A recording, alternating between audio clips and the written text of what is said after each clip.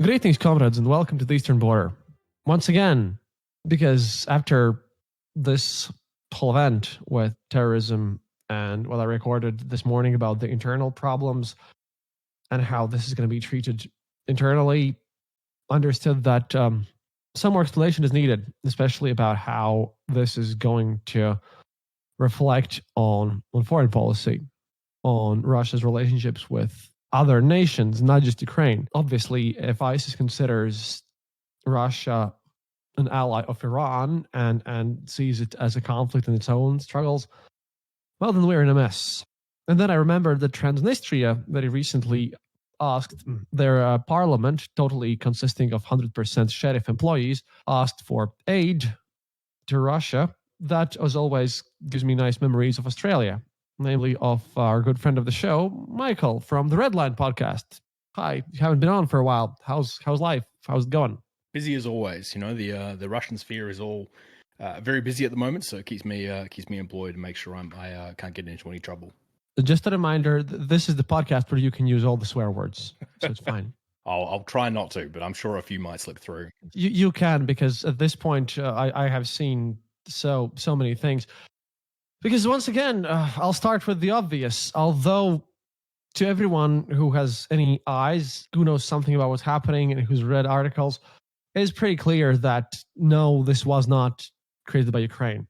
However, I'm sitting on all the Z logosphere, with Mikhail Kalashnikov and all those people. And the standard phrase among everyone is that, of course, it was the evil Anglo-Saxons, phrase that they love, with the hands of Ukrainians. And it doesn't matter that one of the people who did this stuff didn't even know Russian at all, not even talking about Ukrainian. But this is a panicky thing. I wanted to ask you, how does it look from Western perspective? Like over here, from what I've seen, it is pretty sure that, yeah, that was ISIS. What's the mood in your circles out there in the wider world, basically? I think it's there's still a lot of questions in the air, and there's a lot of different contradictory information, and I'm not confident enough to say it is one thing or it isn't one thing. Obviously there are indicators, like there was this claim that a lot of these guys were Tajiks, and then very quickly the Tajik VKD, which is the Interior Ministry, came out and said that two of the guys that were being accused, one of them is currently in his house in Boktar, and another one is driving a cab in Samara and has checked in with a VKD officer.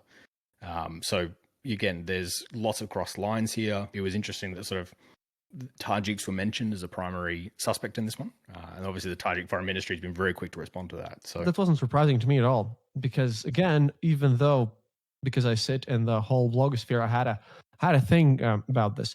It's in a comment section from YouTube. Although, for example, Maxim Kalashnikov, the guy that I follow after Girkin, most interesting of the Z bloggers, although he, of course, blames United States and Ukraine, first and foremost, you read stuff like the following, which I'm going to read all over the comments, because previously Russia had suffered from a lot of ethnic tensions already. And right now, well, this is a typical comment pulled out from the comment section. Translation from Russian, quote, "The result of insane migration policy and wild settlement by aliens, hostile peoples who consider everyone here inverted, not true, and who want to replace the indigenous peoples of Russia, ! Imagine what would happen to the remnant of Russian-speaking population in Tajikistan if the terrorist attack was committed by Russians hired by any state. Tajiks bear full responsibility for this attack. We should also not forget about the shooting of Russian guys at the training ground, which was committed by new citizens of the Russian Federation from among the migrants." Things like that all over the place. We did a survey on Kontakte, and seems to me that ethnic tensions are on a massive rise, and they're not going to go away. And I think that's a problem that Putin's going to have to deal with. But of course, everyone's trying to remove their own responsibility. But Tajikistan, in this case specifically, why are they so eager to show that it's not them? Do they want no attachment to the crime itself, or do they want to show some loyalty to Kremlin to show that they're still in their sphere or something? I think it's a combination of both. Obviously they want good relations with Russia. It's 30-something% of their economy will come from remittances coming back from Russia. Obviously they don't want to be seeing any ethnic tension against Tajiks who are driving cabs or working as laborers within the country. But also they're pretty anti-ISIS, very heavily anti-ISIS. In fact, most of the ISIS-K doesn't actually have a lot of ground or a lot of capacity left. They're pretty much limited to the very west of Afghanistan. They can barely take on the Taliban forces out there.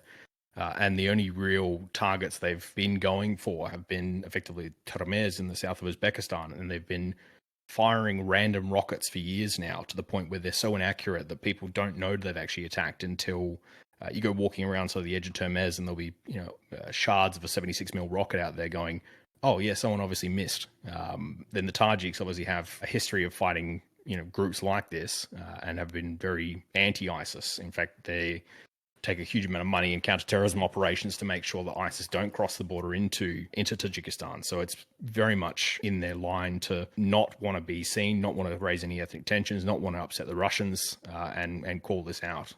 I think taking this on the chin would be probably just a step too far for the Tajik Foreign Ministry. Yeah, once again, I have to speak about the ethnic tensions, because all over the place we've seen paramilitary groups together with police going and dealing with the so-called migrant stuff, which they blame on literally everything, especially when it comes to Muslim and non-Muslim tensions in Moscow. Another weird issue with that. Yet another thing, however, is Iran. What's the sudden thing with Iran? I believe that Russia right now is probably one of the very few allies of Iran, as it happens, but seems a bit weird. I read the article where it said that this ISIS-K group had been criticizing Putin. Now, I don't follow ISIS-K that much. That's kind of not my thing. I don't follow them. I follow the Ukrainian war. So maybe you could explain to me, as I was written in the New York Times article yesterday, very late at night, what's been the greatest complaints from ISIS towards Russia at this point? They have been doing things about like Muslim interactions, which I think are those ethnic tensions. It's just that ISIS is not my thing, really. It's the Middle East, and they haven't been that active in Russia lately, except that one incident in Afghanistan with the embassy, but that's about it. This is one of the things that did raise my eyebrow about being ISIS-K, because ISIS-K is actually really small and very underfunded and desperately trying to grab attention again. Effectively, the way that terrorism funding quite often works is sometimes you are able to capture enemy goods, you can sell that. Sometimes you can sell drugs or weapons, but there's not a lot in the ISIS-K territories at the moment. And then sometimes you can elicit donors from other places. And again, a lot of these groups are operating on very, very small budgets. The estimate for ISIS-K is going to be probably somewhere in the sort of 20, 30 million would be budget for a year. Very, very small amounts. If they can do something big and bold, that does elicit, more interest from very zealous people who live in the Gulf, who might be happy to donate at that point, or might see them more seriously, in which case they might shift their funding from funding, let's say, Boko Haram or Al-Shabaab into ISIS. But at the same time, just because they claimed it doesn't really necessarily mean it's completely true. I will point out that ISIS has on multiple occasions, and the famous one obviously being up in Cabo Delgado in Mozambique, where they claimed that they carried out this attack when this bomb happened, and said, oh, that's us, we did it, haha. But only claimed it based on, with this location this time, but it turned out that Al Jazeera got the time wrong and the location wrong, and ISIS tried to claim it based on the Al Jazeera locations. Not the real ones, because it was actually a local militia that carried out the attack. So they try claiming things even if they have nothing to do with them. That's not out of the ordinary for ISIS. So that does raise some questions on that. It does raise questions, but then again, I don't believe it's Ukraine. No, I don't think it's Ukraine either. And after the reaction of how Putin has reacted previously in incidents where it has been false flag attacks, and his reaction now, it really didn't seem to me it was Putin either. So if I have to write off Ukraine and write off Putin himself doing a false flag, which he would be capable of in other situations, I don't even know what's left. So I presume it's because the explanation of why ISIS or some related group of that kind of makes sense, because again, they're training some weird Afghani soldiers in Russia, and they have been inviting Taliban to official talks, and ISIS hates Taliban. And they have very friendly relations with Iran, so it made sense to me that it could be legitimate. Narratively, it does make sense, but ISIS hasn't been operating very much outside of their own territories. They haven't really taken a center stage anywhere in recent times. The biggest attacks they managed to carry out were during the American evacuation, effectively. Very possible it could be, and this is one of the troubles that we are so close to the event, there's not enough evidence to be able to call it one way or the other. But it's a possibility. I think it's out of the MO, which is one of the reasons I would dismiss it being Ukraine, because it just doesn't match with how Ukraine has been targeting things inside Russia. Yeah, and this would be extremely bad PR for them as well. It could be anything. It could actually be Putin. It could be, let's say, someone from FSB or GIU who's trying to effectively prepare the country for a mobilization movement coming up, because that's been on the cards after the election for a while. It could be a Chechen group, even though there's definitely questions around that. It could be a Syrian group. It could be a different foreign actor. There is just probably not enough information to be able to point the finger decisively at this point. ISIS-K does fit the narrative nicely, but it doesn't match the usual MO, and particularly the sort of the groups that, well, the guys they arrested, and we don't know if those are the guys that carried it out or how, based on the fact that they got the Tajiks wrong, aren't usually the kind of guys we see with ISIS-K. Interestingly enough, though, one thing that I noticed, although because I watched all the videos, I had to. I spent all last night doing that. I watched the videos and they seemed very organized. Like they knew where everything was, and they figured out how the plan worked, and they knew that in this evening that this would be the concert where like only normal people, as you would say in Russia, would go, not people from the administration, therefore less security. And then with the car, they managed not avoid like main roads. They just drove main roads straight up and got caught very stupidly. Just made amateur mistakes, basically. That seems somewhat odd. Again, there's so many odd things about this, and that's the crazy bit is that you can read sort of historical terrorist attacks, and sometimes there are just people who are really dumb and they make mistakes. Particularly at that moment where you've carried out the attack and you're panicking and you're not thinking particularly well. What day to do it, how to do it, what the plan is. That was probably done beforehand. That's when you're thinking more logically. Probably going to be better at carrying out a plan beforehand than when things start to go wrong and you have to start doing things on the fly. So that's not out of the ordinary. What I would, suggest is that there's just not enough evidence to be able to point one finger one way or the other. I think there's some people we can probably rule out. I don't think it's Monaco. Here we rule out Luxembourg. We rule out Luxembourg. Well, we can't rule out them. They've got very, very sharp spears, and we don't want to piss them off. No. We have a Luxembourgian spy here in the chat as well. He's fine. He's fine. We have a lot. We actually have some people. So I don't know why I'm making fun of Luxembourg. And that's the question we have now with the Iran relationship. It is interesting, but it's also more a relationship of convenience more than anything else, I guess is the best way to put it. Iran had a couple of things happen over the last little while. When the JCPOA was effectively lifted, they had sanctions taken off them under the Obama administration. We saw a huge amount of industry come into the country, particularly in the automotive industry. Iran had these big flourishing centers. People were doing really well. Things were happening. And then when Trump kind of slammed those sanctions back in place, we saw Trump say, look, anyone who's doing business in Iran can't do business with the States. And all these industries had to effectively sell off for pennies of the dollar. And at that point, Russia and China bought up most of these industries. So Russia is now a much larger part of the Iranian economic outlook than it was before. There's also been this military deal done between the two. Iran has a military that is godforsakingly weird. They are still making like old Tomcats and F5s work based on black market parts. They're still using British Challenger tanks from the 50s because it's just what they had left over. Their honor guard is pretty cool, though. What is this? Revolutionary Guard? What's it called? The guys who go around training people. Yeah, the IRGC, which is a whole kettle of fish at the moment. And this is a problem that effectively what's happened is between the sort of, to really summarize and over simplify a few things, but there are a few different armies in Iran. The two big ones being the kind of what you'd imagine as the army of Iran, the conventional military. Then the IRGC, which is the Revolutionary Guard. One effectively protects the revolution, one protects the country. The trouble is that they're both competing for the same funding. They used to just get their funding from Tehran. Tehran's budget is not in a good place, mostly due to the sanctions. They're not doing well, and the budget keeps getting slashed. Now, the National Army has just had to keep their budget slashed, and that's a problem. The IRGC, though, a few years ago, really pivoted hard to selling drugs, weapons, guns, trafficking, whatever they can get their hands on, because it brought cash into the IRGC.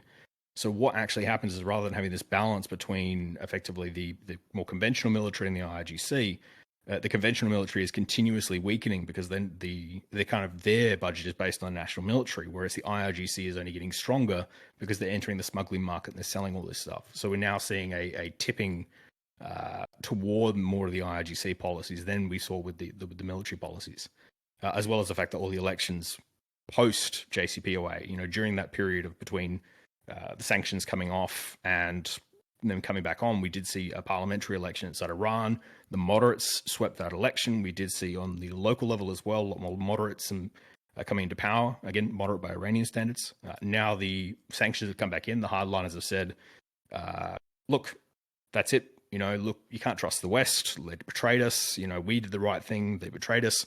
And it's given the right and the hardliners in Iran effectively a shot in the arm and allowed them to say, I told you so. And now we're in the position we are in. So Iran is desperately trying to rebuild a military to be, somewhat capable, because they feel trapped and surrounded. They've got Azerbaijan in the north, who's getting lots of Israeli tech at the moment, and Turkish help as well. You've got problems in Syria. Iraq is, one bad election away from being problematic for them. Turkmenistan is a bit of a nightmare at the moment. Afghanistan is a nightmare at the moment.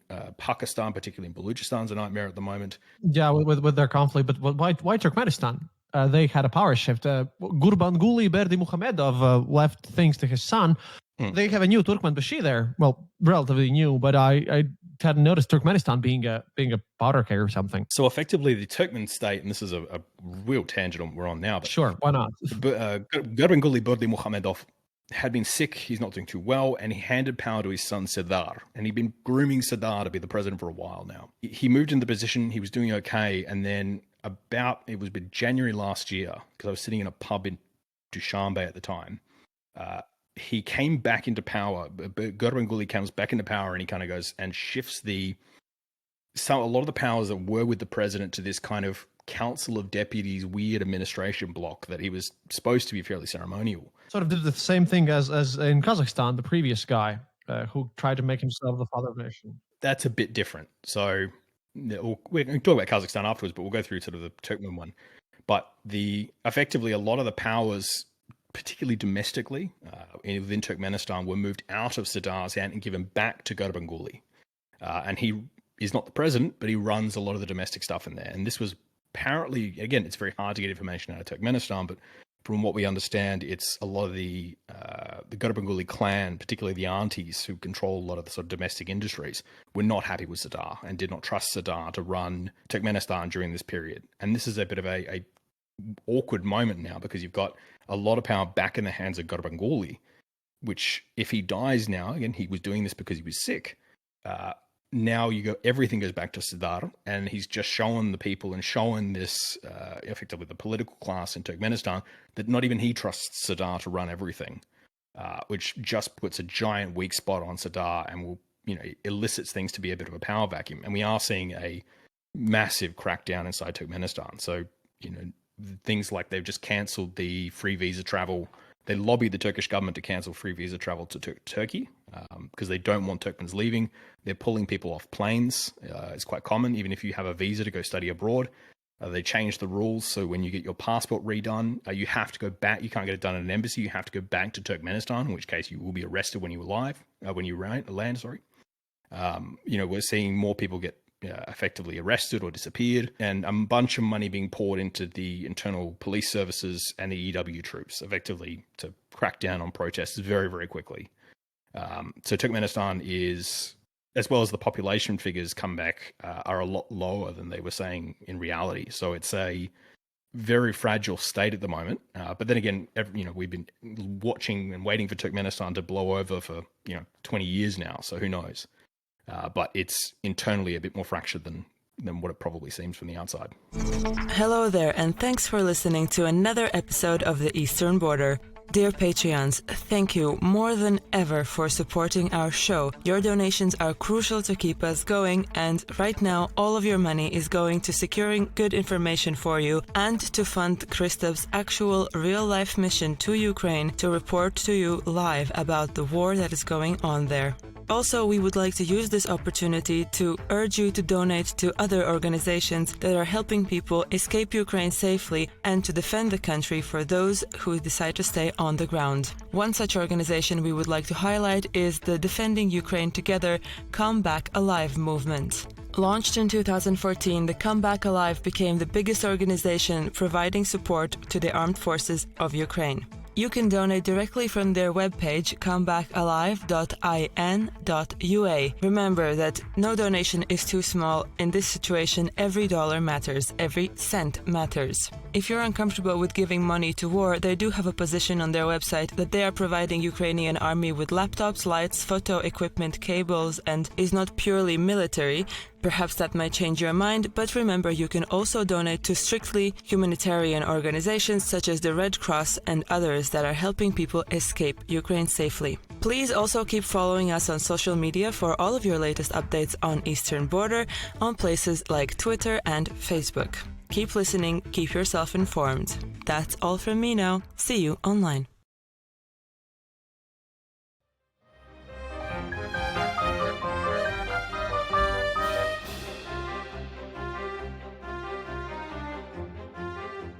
I had a question. Why Transnistria then?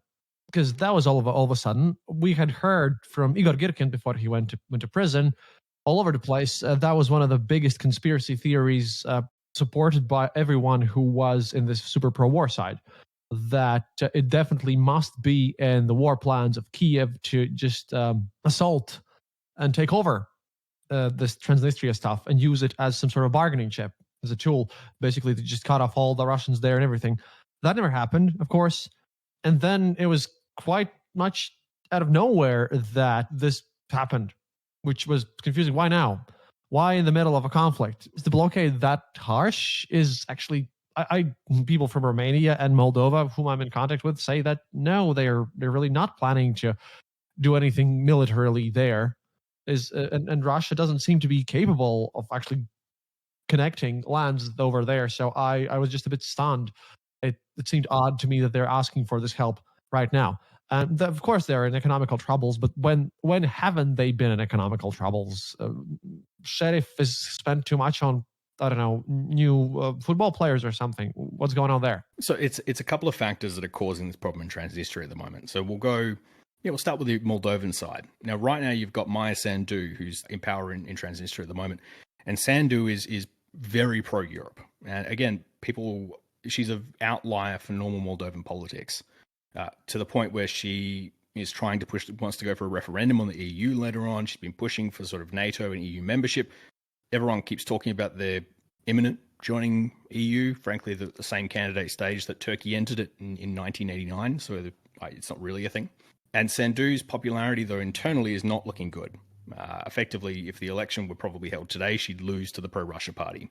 But she is trying to effectively slam the, hey, how much does Russia suck button? Because that's the button that's been popular with her constituency. That's effectively mostly domestic politics at the moment, why she keeps going down this road. Now, she's made pretty wild claims over the last little while, saying Russia planned this coup a little while ago. It was soccer hooligans, guys from FC Partizan from Belgrade and FC Tiraspol. It was 1,000 soccer fans, and even Putin denied it, understandable. But even John Kirby said, "I don't really think that's a Russian coup." And if it was the most poorly organized thing I've ever seen in my life. I've seen Russian Matryoshka timetables. So she is desperately trying to put herself forward as the EU candidate.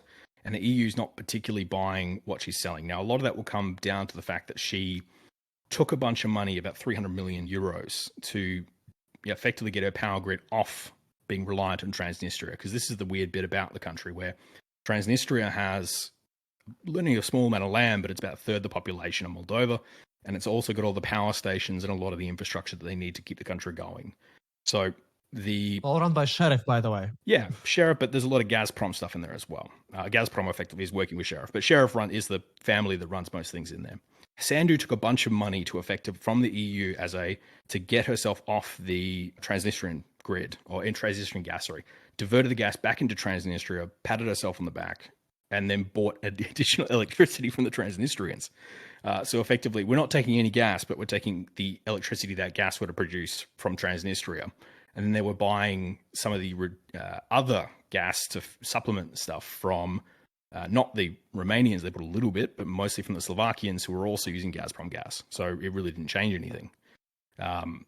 Another sort of big indication that the Americans aren't particularly convinced, I guess, of Sandu at the moment is, back in April 2022, when Russia was in a far better position, they were pushing out of Mykolaiv. It looked like there could possibly be a link up and capture of Odessa.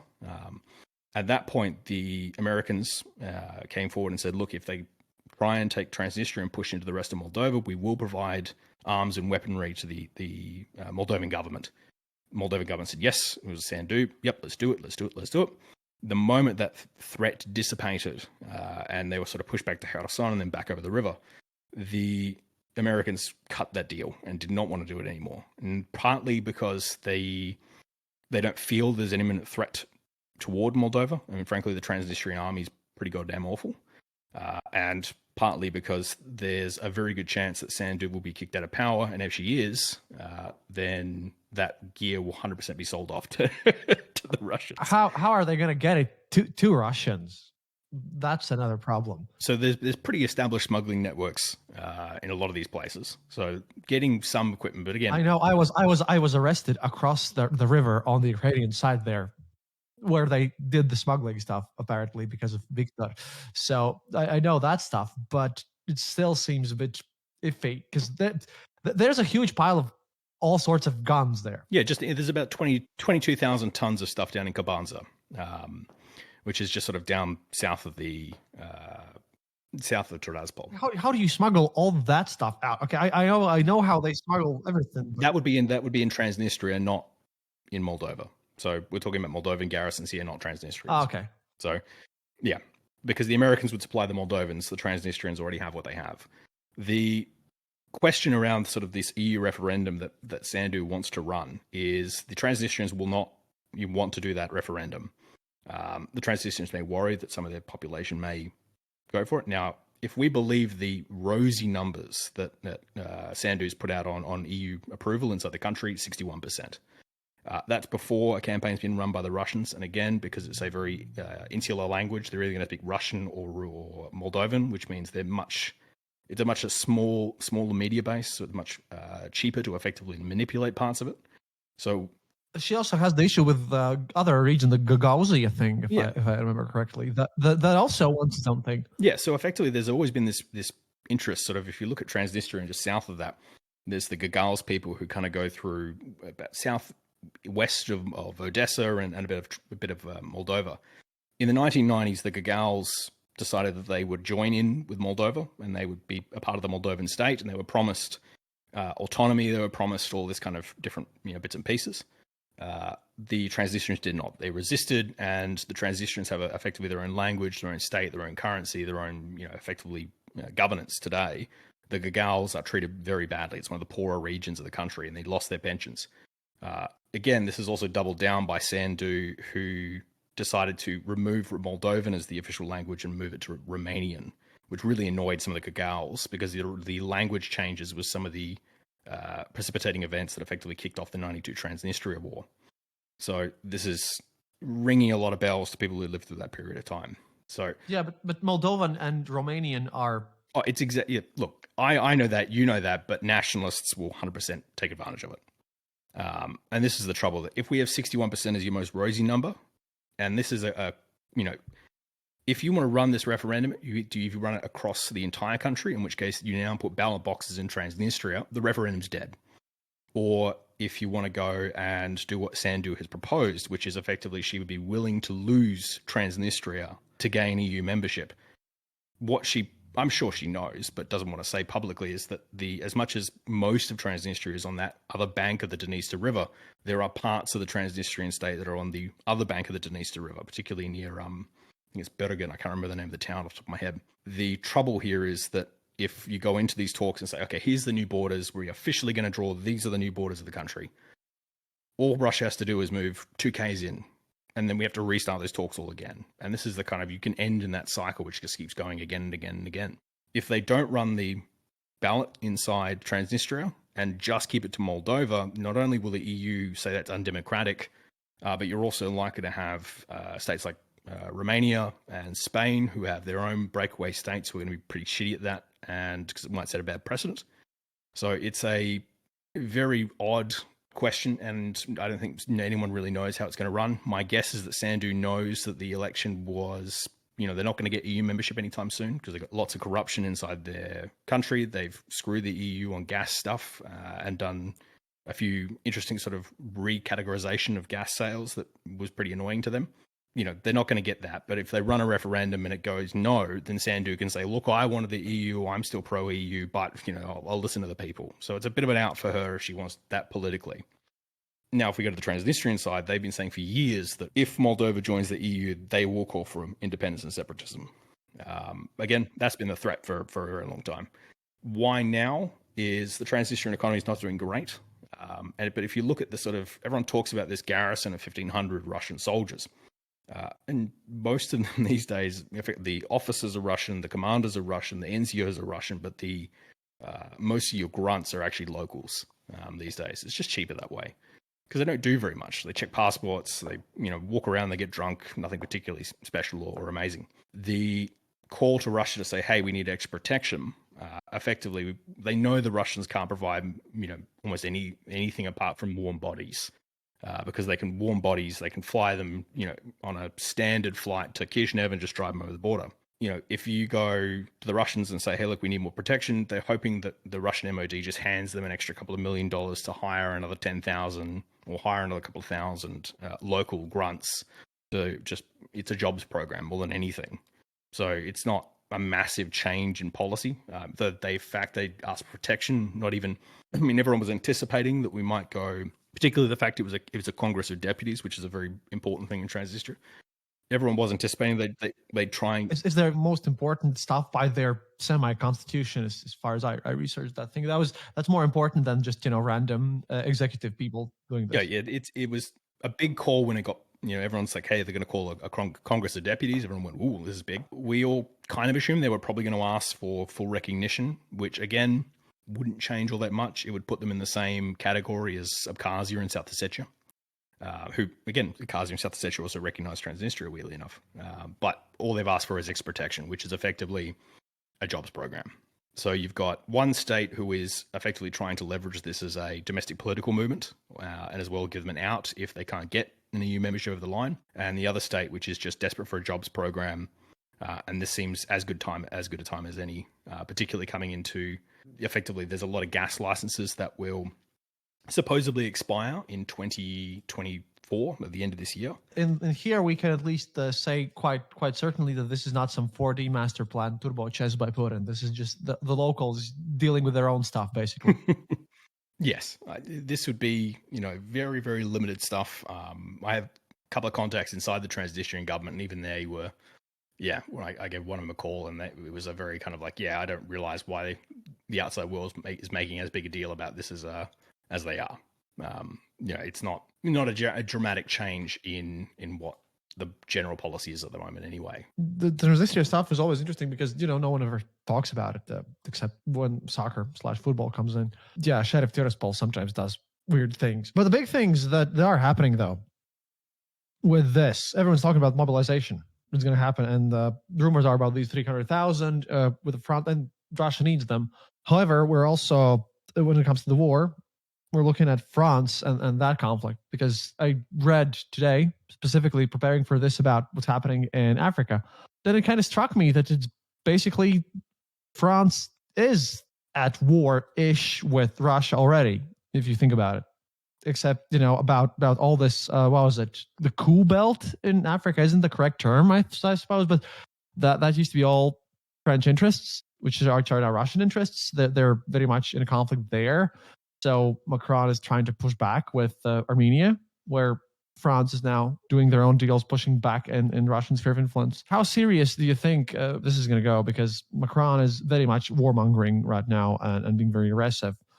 And he has some reasons, because again, Russia has messed their little happy pseudo-colonial stuff going on in Africa, after all. And all the events in Sudan, where we've seen that there are even Ukrainian specialists hunting down Wagner Group guys. It's getting global. And definitely if Ukraine is doing that, and we have videos, I've seen them posted on Ukrainian channels by Ukrainians, and quite verifiable ones.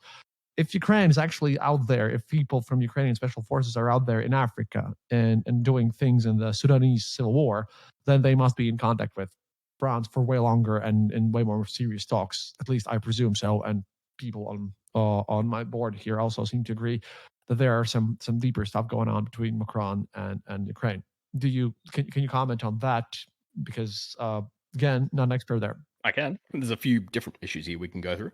We'll go through Sudan first. What an awful civil war that thing is. It's an absolute nightmare between effectively the army and effectively a paramilitary force that was hired to just absolute kick heads in the west of the country. Now, France has not particularly been any power broker inside Sudan. That was all British territory, and the main power broker. Yeah, but the other reasons there, they had the other territories like what was it, Niger? Yeah, so Niger. So we'll go through Sudan, then we'll go through the Kuba, and then we'll come back to Macron.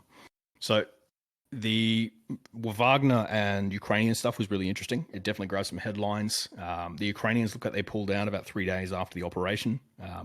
Effectively, there's a couple of gold mines out there that Russia helps facilitate. They're providing some security for the administration out there and some light arms, effectively. And in exchange, they get to get a bunch of this gold out and then chuck it into the market. It'll usually go get smelted or resold to usually Western markets, going through Dubai at that point.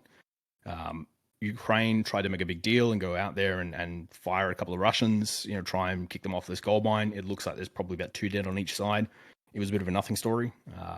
Ukraine doesn't really have the logistical infrastructure to keep long-term forces there like the Russians do, because the Russians have got pre-existing stuff there to keep everyone supplied, communication stuff, ways to get people in and out of the country. Ukraine's kind of busy at the moment. They've got stuff to do. So yeah, it was a bit of a minor story compared to what it probably seemed. And the Ukrainians haven't appeared again since that incident in particular. Okay, yeah, I've been spending my time staring down at Belgorod and trying to understand which side is of all these people fighting there, which side is lying a bit less, because even people who are there, they're saying that, oh yeah, we don't know. Everyone's claiming insane numbers in Belgorod, so I've been busy with that stuff. So that's why I only had heard of this operation in Sudan. Again, it's not something that people would, unless you're really down in the weeds and you are a humanized, depressed Excel spreadsheet like I am, I wouldn't expect anyone to be looking at this. That's why I'm really happy to have you on, because, hey, thank you again. I'm covering my bases here with all the Belarus and Belgorod and all this war stuff. So this is why we need you to give some larger perspective all over the place, because otherwise I'm getting lost at this point. Now we're setting this up. But okay, Macron, and carrying on with this. So there's a bit of an, we had this spate of coups happen across Africa, and we do tend to see coups historically. When one happens, they're not connected, but it definitely inspires another country to go through with it. If it was weak, that's when people would be paranoid. That's when you go for it. As much as the Mali made a big deal about the kicking out of the French. Again, this was an administration in Bamako that was pretty unpopular. And they kind of put every bad thing that ever happened on the French. And again, the French weren't completely kicked out. It's very much hey, you can't put your armed forces here officially, but you can put trainers here, and you can also do mining here, but we get a little more of the licenses. The Russians have had more of an influence inside Mali than probably any of the others, apart from maybe Burkina Faso has had a bit of Russian influence as well. But the Russians have also did a couple of massacres up in the north. They've been pretty nasty with some of the locals. And we've seen a lot of the behavior that we have seen happen again and again in the Central African Republic, which is not good behavior. So that will tarnish the Russians' reputation over time. Yeah, Central African Republic is one of the painful subjects, because when I started out my show and when I was learning how to be a war correspondent, one of my colleagues with whom I was in touch, the Georgian or Armenian guy, went there, and I was supposed to study from him, but he got shot there by Wagner Group. So fun times. That was 2018 or something. But it's been weird there. But then again, France. What is France trying to do there? Why is Macron there? Because it must be tied somehow. At least that's a speculation that I've read. Kind of and kind of not. So obviously, France is. A lot of the infrastructure in this area of the world will be tied with France, particularly if they're using the French currency, the Central African franc. And that's a kind of double-edged sword. So you find the countries that have the Central African franc, which effectively is a currency that the reserves will mostly be kept in France, and France will keep at a really steady rate. you don't see massive runaway inflation. These guys tend to have really stable economies, but growth is also slow. And France also gets to kind of loan that money out, get interest on it, and then not give it back to the Africans. So it's a very controversial thing, but it also, depending on how your economy goes, it could go one way or the other. Because effectively, if you look at Ghana, who pulled away from it, they've had runaway inflation for quite a while now and real problems in their economy. And if you, let's say, go a really small state like Guinea-Bissau, whose I think GDP is about 1.7 billion, it's very, very small. At that point, you are so small that your money would be really easy to print and flood, which is a problem that a lot of these guys can't quite solve because they don't really have sophisticated counterfeit procedures. But you also have such a small economy that a billionaire can find a couple of $100 million down the back of the couch and buy pretty much the entire country, which is a bit crazy. So France has some influence in these countries still. That's very much true. But a lot of it is mostly private industry. So, for instance, Niger, who kicked the French out, also still allow most of the French investment, particularly companies like Total, to remain in the country and keep working because it's one of the only sources of foreign currency that are coming into Niger at the moment. Now, France is also hedging their bets at the moment. That's why Macron keeps making appearances in Kazakhstan and Central Asia. He's looking for sources of uranium, particularly out there. And Armenia. And Armenia. Armenia is a whole different thing, and we can talk about that as well. But Macron is a bit of an odd kettle of fish, and we work quite often with guys from NATO, and it's a bit of a running joke that every time Macron opens his mouth, everyone in NATO takes a panic because he just says things. You know, he'll do things like rock up to speeches in Germany and give them in French and then leave, even though he knows everyone in the room speaks English. He's a bit of an odd dude, and he does tend to just shoot from the hip, which is why I tend to, with any politician really, I will take their rhetoric at face value and say that's what they've said, but we're not seeing the supplementary actions that you would see if you were going to go down that road and officially do it. If France was really considering let's say a land invasion of to boost into Ukraine, we would probably see things like, a reactivating of some reserves of the French army. We would see additional maintenance going into their tanks and supplies. We'd probably see some stockpiling of blood banks. We'd probably start to see the French military, procuring lots more trains or freeing up your track line between them and Ukraine to prepare for this. Because if they're going to go do it, that's a very long logistics strain to sort out. This is more to do with two things, kind of events going on at the moment, or three really. One is the French are desperate to kind of keep the financial aid going into Ukraine. That's been the policy for a long time. And this has given Macron a really good in for the sort of domestic audience that don't like Russia, they want to see Ukraine win. But if they go, we don't want our children to fight in Ukraine, he goes, okay, well, then we need to fund it so we don't have to send people. And that's given him that lovely kind of back and forth that he can give with the press.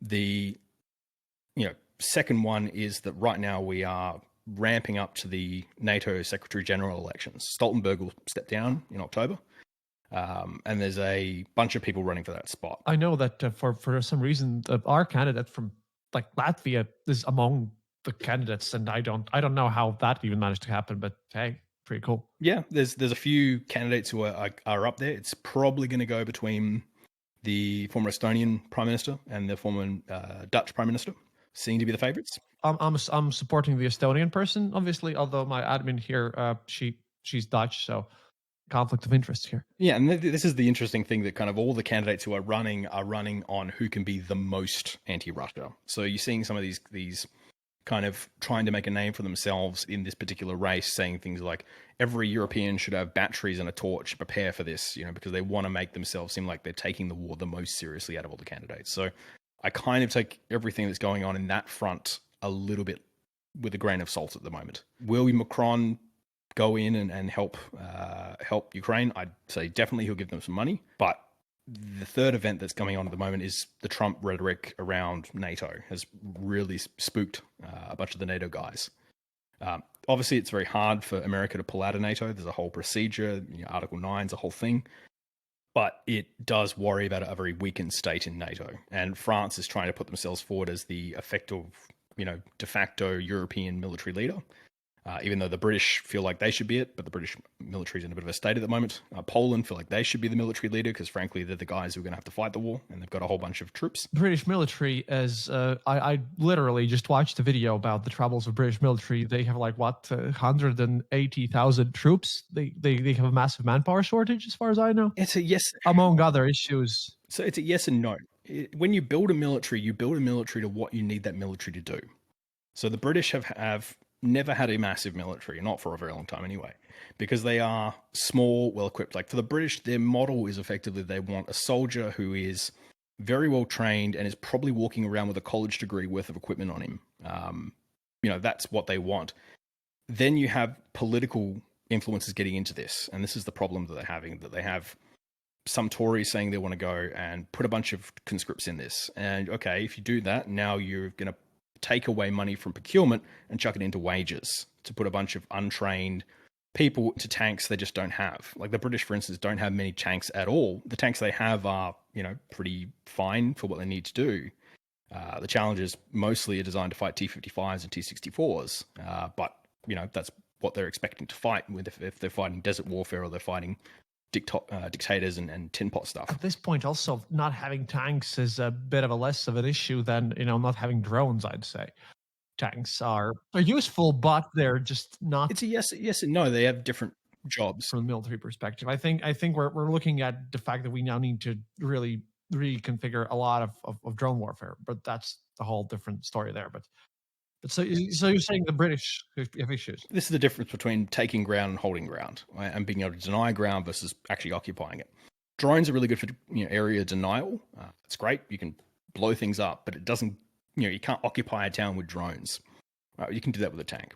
And again, it's horses for courses, is whatever you need it to do. It really depends on what you need your military to do. So Poland right now, they built this big, huge, manpower-heavy, artillery-heavy military because order a bunch of stuff from Korea as well. A bunch of stuff from Korea. Although there's interesting stuff with that as well. That effectively the previous administration had signed these deals with the Koreans, but had not gone public with some of the terms of that deal. And part of it was that they were telling people that the Koreans would be not charging interest on this. But the interest rate has now gone up by 500% in Korea because it was like 0.25 or something, and now it's like 1.25. It's gone up a huge amount, and now the Koreans are saying, well, you should pay interest on this, and it's a whole kettle of fish on what happens there. But if you look at, let's say, as a good example, what I'm talking about here with building your military to spec and what you needed to do, the Polish and the Koreans have, these self-propelled artillery guns that are the K9s, which are great guns, damn slow, very fuel heavy, but really good rate of fire, really accurate rate of fire. Whereas the Americans tend to have faster things that can move and shoot. And that makes sense. The Americans are going to probably be moving a lot more and trying to make sure they conserve fuel. Whereas, if you're a Korean warplaner or a Polish warplaner, you're expecting to be fighting just Zerg rushes of North Koreans or Russians just waddling across the border towards you. So it makes sense that you would almost base your military expecting to be almost entrenched into position. That's the difference here. You're building militaries to match what you need it to do. And this is where we get back to France and say, the French military is really not designed to go fight large-scale land wars inside Ukraine. A lot of their guys are pretty well armored, pretty well equipped. You have to build a huge logistical train to get out to Ukraine and keep that running. And what happens when those people start dying?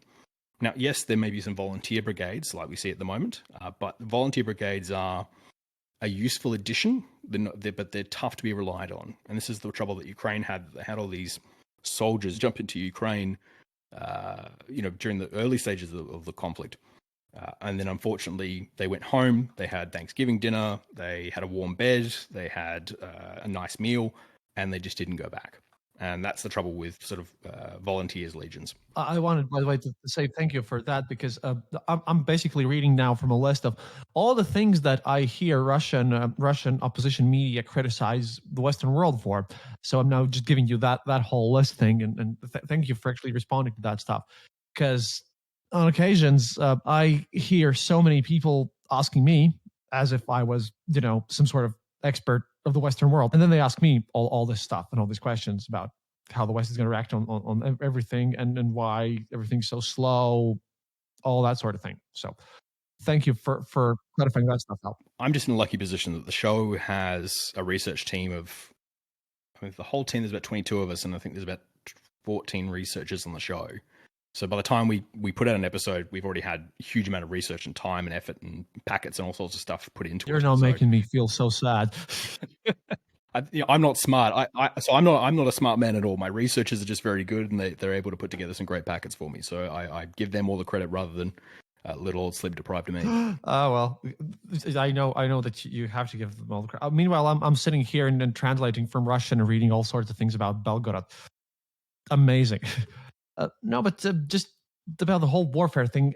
Currently, especially when it comes to Katz and Khodorkovsky's people and all these folks, they're often blatantly laughing at how Western world perceives the whole warfare issue. The biggest complaint from that side is that why always do everything so slow? Obviously, that's the main complaint, and it will be there constantly about how the war could have been over if stuff that was delivered eventually would be delivered on time, and if we wouldn't have wasted so much time and effort just arguing about, oh no, what about this escalation stuff and this, that, and other thing. That's the main thing, which sort of ish makes sense, but proper procedures. A huge debate in sort of this community. On one side, you'll have people saying, look, if you just give them every bit of ammunition you have lying around all at once, that's just asking for a lot of this to be sold off. Because if they feel like they've got too much ammunition, there will be probably mid-level commanders who probably haven't been paid, or are having trouble getting their bonuses, or have family at home who are unemployed, or whatever it is. It does open it up to be exploited. I'm not saying that Ukraine does sell stuff off, but having huge surpluses sitting there does worry some people. When it comes to giving them enough to do it, yep, absolutely enough to do it. But it also comes down to what you have coming down the pipe, and that's the scary bit. So again, really oversimplifying here. Imagine you have, every Monday I give you 5 bullets. You know that to go on the offensive, you're going to have to burn through 10 bullets a day, because going on the offensive is really, really resource intensive for fuel, for suppression, for all sorts of stuff. To sit there and just kind of hold ground, maybe even just tussle with the Russians, you burn through 5 bullets. And to not do anything to go on the defensive is 1 bullet. Now, if you're the ammunition's coming in, fantastic. You can go on the... Then you can spend more, yes. Yes, but right now they're not sure the ammunition's going to come in. And if you go, what I have in my canisters at the moment may be all I get, you're not going to want to burn through, go on the offensives and burn through this stuff, because you're going to end up effectively with nothing. And once you end up with 0 ammunition, that's the end of the game. A soldier without bullets is a badly dressed tourist, effectively. And this is the consideration that Ukraine's in, that they would love to go on the offensive, but that would require pretty much burning through their entire reserve of ammunition. The damage I noticed, and the fact that they hadn't prepared their tank reserves and all that stuff, been there and saw those issues. However, Russia also doesn't seem to be able to move much at all, like a bit, but they lack manpower, and they still haven't solved their non-commissioned junior officer problems. That's the biggest issue with Russia, is a lack of morale and junior officers, and total corruption over there. Total disconnect between squad level and like higher up level. This comes a little bit from the Shoigu New Look reforms. Effectively, they wanted to move, if you look at the sort of Soviet military handbooks, they're very much the commander will make the decision. He will pick from a predetermined kind of list of operational tactical moves he can do. He'll go for that. And that you're following a playbook. Yeah. And then they will reinforce. Shoigu kind of came in and said, hey, look, let's cut down on these ridiculous amount of mid-level officers. Let's go for a much more small, battalion tactical group. That was what we want to do. Small groups with lots of autonomy in their command. Hey, we don't care how you get to that city as long as you get to that city, kind of stuff. But it doesn't work, and they just don't operate like that. Yeah, so it would work if the logistics train and everything else came with it. And again, this is the difference between Russian and Western logistics. So again, oversimplifying here, but Russia has what's called a push logistics, whereas the West has a pull logistics. So if you are, let's say, a Western commander, and you are sitting there and you're doing an offensive, you will call your headquarters and say, I'm running out of shells. Please send me another 100 shells. And they will say, no problem, we'll send you another 100 shells. With Russia, everything is predetermined by central command, and effectively they just push it down the train lines, and doesn't matter. And centralized. Yeah, there's advantages and disadvantages to that. So disadvantage first, you may not need 100 shells and you just had 100 shells rock up. And those shells could be better used other places. And that's very annoying if you're a commander trying to supply people in the front. But what it does is that, everything is so already baked into the cake that you can have a, Wagner kind of crazy thunder run up the highway. You can have all sorts of stuff go wrong on the front line, but the logistics will still be really consistently down those train lines. And that's why when Russians go, oh, look, we're so put together, our trains are even still running and our logistics still run on time. Yeah, because they were planned 3 months ago. The biggest issue, by the way, which I've noticed here, because I'm an FPV drone pilot myself. I love that thing, so I know that stuff. And I just compared how Ukraine does their drone things, where they're running innovations, changing new stuff. I've seen how they call it Baba Yaga, the stuff that drops bombs and everything. And I've seen how they do this and how Russians do it. See, Ukrainians rely on private enterprises. They have small people running stuff from garages, building as efficient as they can, lots of small thingies, which is pretty okay because you can't jam them all and everything's more or less fine. Meanwhile, Russia just found a single company of drone nerds, gave them insane amounts of money, and then they make everything under a single frequency and have so much control over who gets what that if you don't send them like pictures that they can use for advertising, then they will just not give you drones. And they actually kind of compete for that stuff. I've heard a lot of complaints from the soldiers that the guys who build those drones, this Sokolov thing, that they have tons of issues, especially when it comes to actually getting them, and they have to follow the rules, and they have troubles when it comes to anti-drone measures with this radio jamming stuff because they have to use the same frequencies over there. However, at the same time, Ukraine is complaining that the production levels, what they lack in this diversity and everything is monolithic, they make up for because we have literally generals coming out and yelling openly that in 6 months there's going to be a single Russian drone for every Ukrainian soldier, and that's going to be quite much like a bloodbath thing. That also exists. I have to give them credit for that. This is the sort of difference between the Ukrainian and Russian drone programs. There's high-level drones. We're talking TB2s, that kind of stuff. We'll put that aside for a second because that's a whole different conversation to have. Ukrainians have, again, as you said, kind of gone for private contractors. They get lots and odds and ends and little bits of drones here and there. And it makes it much harder to do countermeasures because, again, everything operates so differently. You can put bird nets in, assuming that, you're not going to have drones any smaller than this. And all of a sudden, a drone smaller than that rocks up. That's pretty nice for Ukraine. And now they're doing the machine learning stuff where they basically are teaching the drone to just fly straight up for an object. And then you just don't even need to control. Then you cannot have the radio jamming there. That's the latest project. Donate to those guys. There's some of that. But again, to do that is also much more expensive. And this is that's how we can get into the economics of it a bit as well. But generally, the Ukrainians relying on these random companies, though, are watching a lot of their companies start to pull out or up their price, or they're getting bids to do other things. Or, it's fairly unreliable because you are still relying on the goodwill towards Ukraine to keep those programs going. Russia, on the other hand, they do have frequency jumpers, and it's always a cat and mouse game. But effectively, the Russian EW guys, the electronic warfare guys, will get better at taking the Ukrainian drones down. The Ukrainian drones get better. So then, and this kind of flip back and forth between who's kind of in the lead. The Russians, though, have not only signed massive contracts with the Iranians to purchase Shahed drones and a whole bunch of other little ones, which the Iranians are pretty good at making, actually. They're cheap. But they're also doing a massive plant out in Dagestan that they're starting up. And that will be the sort of probably by the end of 2024. They'll be able to really put a lot of these things in the field. And this is the question that the Ukrainians have at the moment is, for, let's say, shooting one of these things down, a Shahed, is going to cost the Ukrainians, let's call it $110,000 a shot. Because, again, you're shooting a bullet with a bullet. It's a difficult task. Now the Russians are putting these Shaheds in the field, and they might be 5 to 10,000, depending on who you want to talk to. Ukraine is going to lose that fight if they just keep doing it, particularly if they know they may not have the replacement missiles coming back in, come whether Trump wins in November or whatever happens.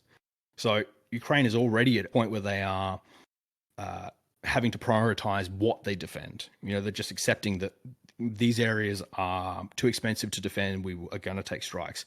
This is one of the reasons they're trying to strike oil refineries inside Russia, because they want Russia to pull away some of their air defenses to go defend that, because Russia would regard that as important enough to defend. So again, this is the and they had also taken those risky maneuvers to strike down those A-50 radar planes, which got that was a big one, big cock up. But it's the same. Everyone goes, why are the Houthis still able to strike ships in the Red Sea? Sorry, you go, that is crazy. How can they do that? Yeah, we could shoot down every single one of their drones, no problem. But we're also probably wasting a $250,000 missile to do so, and that's an Excel spreadsheet you don't want to see. So this is the sort of conundrum we're all in at the moment. Like, because drones are becoming so cheap, we don't have anything cheap enough to shoot them down, where it's not even close to cost neutral. So now people are prioritizing and just picking of like, well, which targets are we okay with being hit and which ones are we actually willing to use our limited sources on? So this is the kind of drone problem that both sides are facing. Well, as far as I know, from my perspective, because I'm holding my FPV stuff here, if you slap explosives on my stuff, you can probably take out an armored car. That'd be okay, and that without explosives is about 600 euros, which is pretty cheap, and it's quick too. But I mean that will obviously depend on depend on the shell, depend on the munition, depend on where you hit it. There's a lot of different questions. It's about the explosive parts, but the thing is that they're forced to fight very asymmetrically. Where are the F-16s? I recently was quite optimistic about the odds of Ukraine actually finally doing that training for the fire pilots, and then I looked it up, and it turns out they where's the training going on? What's happening there? Where's the people training in Romania or in UK to be fighter pilots for those F-16 planes? That got me confused. Everyone is. Frankly, we can't tell if it's just cold feet or whether it's a concern that, because the F-16 is effectively, a very well sold, and it's in quite a lot of places.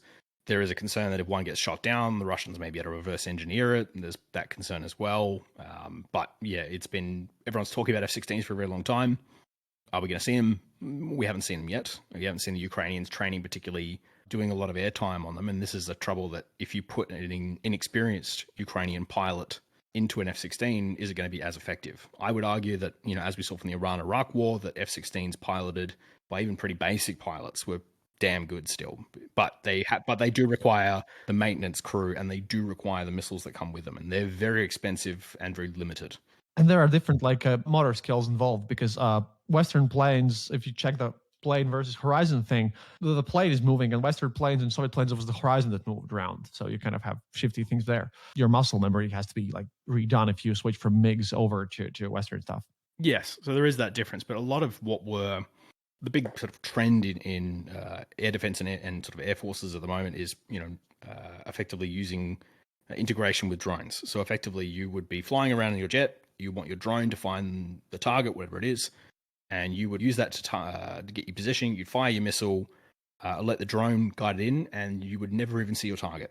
And this was, if we tell a bit of a fun story, I guess, when in the Iran-Iraq war, when the two sides went to combat, the Iranians were using F-16s, F-5s at the time. F-14s were Tomcats.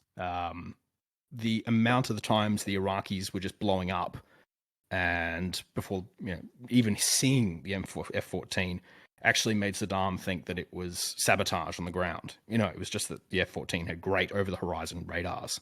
This is the technology difference between this is just phenomenal. It's like going from a World War I tank to a World War II tank. Every time you jump up a kind of an American, generation of planes. So the F-16s would be really, really good in the field. But there's also the difference of they can be really good, but if they're not really good pilots, then we're likely to probably lose one or two. And that would be fairly problematic for all of the US allies using F-16s. Yeah, and there's a question that I really need to ask you, because I'm literally being poked about that right now, which is, this comes from Medusa, by the way, because this is the common complaint which I have to somehow deal with on a daily basis. I'm getting asked a lot. There's this feeling among Eastern European people, and a lot of these people who are Russian expats like Nevzorov and Maxim Katz and all these people who are just, who moved outside of Russia. They have this feeling that in the West, there is this sense of two Russias existing. For some reason, these people see it as if, say, Germany acts as if that Russia that's fighting in Ukraine right now is some other Russia from the one that they're sort of defending.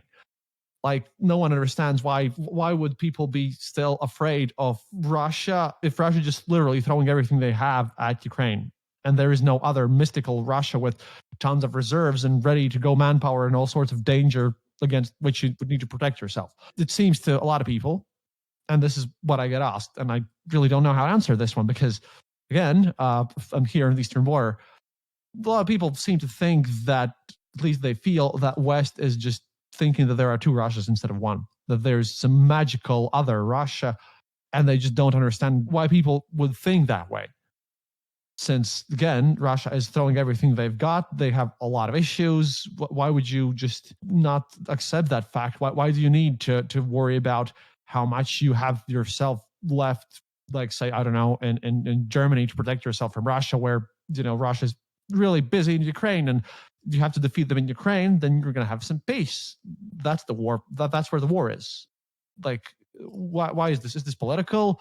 Is this somehow strategic? Are we just not seeing something here in Eastern Europe? This is a sort of conundrum I see more often than I probably ever expected to, that people assume that Russia is going to go into the Baltics anytime soon. Russia has lost a lot of military equipment and a lot of particularly tanks, BMPs, armored vehicles. And yes, they're rebuilding a lot of those, which is, they're getting their military industrial complex up. Again, it's eating into their foreign currency reserves to do so. But they're also burning through their inheritance that they got from the Soviet Union. When the Soviet Union broke up, they just had these piles and piles and piles and piles and piles of old tanks and armored vehicles lying around. And they can bring these things out of commission, either put new barrels on them, get what they need to do, and shuck it back in the field. And that's almost a brand new tank. That's the rate that you can refurbish these things is far quicker than you could build new ones. So that's been, Russia has had a massive advantage in that one. A lot of those stockpiles have actually been burnt through. So yes, Russia can now kind of get, some good industrial output at the moment, but they're not going to have that big stockpile to do this again. They've burnt through the inheritance. Now, could they go into Europe? I'm not ever someone to say never say never. I always sort of give a small slither of chance to everything. I hope they don't, because I live here right next to them. I can't see them doing it. I mean, the old plan that Russia wanted, the Hail Mary plan that the Russians used to float around, and it used to be sort of the fear game that would be, or the strategy that would be put forward as Russia's most likely plan. And when you speak to sort of NATO commanders, this is the one that they always worried about, which was usually starts the scenario in Narva, which is a city on the border of Estonia and Russia, which is very, very heavily ethnically Russian. There would be some sort of ethnic tensions, riots, whatever you want to call it. Russian police forces come across the Narva bridge to help defend their brethren and do not leave. And Russia kind of pushes in and escalates from there. The assumption was that Russia would arrive in Riga and Tallinn within 72 hours because there was only a tripwire force there, and then NATO would be shoved in this position where they would have to either rush a bunch of men and material up through the Suwalki Gap between Kaliningrad and Belarus into the Baltics, try and defend the Baltics, or just admit they can't defend the Baltics and pull back, effectively back into Poland, rebuild their forces, and then push back in 6 or 8 weeks later. Because it'll take quite a while to get enough US equipment and whatnot across and ready for that big offensive. You think about how you can, why that would be the scenario. Kaliningrad was so full of anti-ship missiles at the time that was probably going to be the problem. Because again, we relied on Sweden and Finland being neutral in this scenario. In all honesty, if that probably happened in reality, I don't think Sweden and Finland would be very neutral about this. I think they probably would give the Americans the support they need. But now with Sweden and Finland in this conflict, we actually would be able to defend the Baltics quite easily. There is quite a large military presence building up in Gotland, a lot of naval bases across Sweden. Finland has got an army that's not worth sneezing at, as in it's very, very good. A lot of reserves they can call up very quickly. If now, let's say there was a invasion of the Baltics, it's very easy to now supply them from across the Baltic Sea. And now Kaliningrad is nowhere near the usefulness it once had because you don't have to run that gamut past it. If you were taking out from trying to supply the Baltics without using Sweden and Finland, you would be taking out from someone like Gdansk, and you have to run past that gamut. Now it's the opposite way around. The Russians almost can't supply what they've got in Kaliningrad. It's why there's been talks of sort of repurposing parts of the Baltic fleet to go into other fleets because it is just fairly useless at the moment, apart from harassment. But now, particularly with the anti-ship missiles that are being bought by the Estonians and the Finnish government, anything that's going to be ported in Kronstadt or in St. Petersburg is just never going to get out of there. Never going to get out of there. And finally, you said something which actually made me feel a little bit better about everything, because it's been pretty depressing. After all, I am on a nice little short list of people who will get shot if everything happens. So, look, I would be very shocked if the Russians can do it. And the general rule of thumb, and we were saying this a long time, a while ago, and this is why, we watched, even myself included, when the reports were coming in, Russia's going to go invade Ukraine. All of us looked at this and went, why would they do that? That would be so dumb. They're not going to do that. Surely their intelligence is better than what we have available to us. They know this is going to be an absolute disaster, because the general rule of thumb for the Russians is how far can the Russians advance? About 30 k's past the train line. That's when they really start having problems, because whereas the Americans tend to base a lot of their logistics around trucks and vehicles, the Russians are really, really heavily dependent on rail. Which means that, yes, the Russians could, if you want to race the Americans from Moscow to Vladivostok, the Russians win that race. You want to go anywhere outside the train lines or have to change your train gauge, you're now looking at, really long operations to do that. Even if you look at sort of the 60s or the 80s war reports that were being done by both sides, even the KGB at the time were assuming that if they were going to do the World War III scenario, 60 hours to change trains between gauges when they go from the wide gauge rail, which is effectively Russian rail, and change over to what the Germans and the Western Europe used. So that's a huge delay in the operation. Now that the most of the Baltics are on European gauge, makes it even more difficult. So they don't have the sort of fueling capacity, logistic capacity. You're pretty fine, but I'm never going to say no means no, because we can be wrong in the past. To be honest, we're building our European gauge. It's in progress. It's not there yet. It's got a while to go, but it's going to happen. But you've got enough of it there that you could get in effectively some stuff through the port, but it would stop. You have enough that you could keep the country functioning by blowing enough of the other rail. The Russians are pretty good rail troops. That's been one of their major, particularly the tactical. It's like the MTSBs, pretty good at this job. Okay, Mike, I know you have to rush, so I'll let you go, but thank you. It's an absolute pleasure as always. I love chatting with you. It's, again, absolutely great show as always. Got me in my most rambly, tired state. No, it's great. It is great because, again, I had a bunch of questions from, again, people with whom I'm going to call and talk to, and because, my own sources. And I'm going to explain to them some things from a very academical perspective because of you, which I can do now.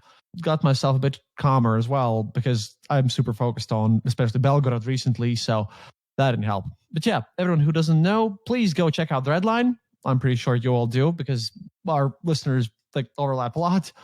But Mike's going to go and do his Twittery thing. Yeah, I'm going to do a Twitter space on Russia and France. So wow. I might as well just play what I just did. So yeah, pretty much doing the same panel, I guess. I am finally going to sleep though, because I haven't done so in a while. Well earned.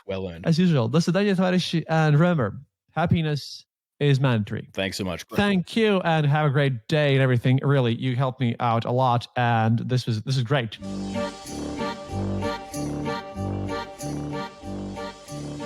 Thank you for listening to the Eastern Border Show. If you have any questions or comments, go to our website, theeasternborder.lv, and leave a comment there. Or email us at theeasternborder@gmail.com. We'll be sure to answer. You can also follow us on social media and contact us there.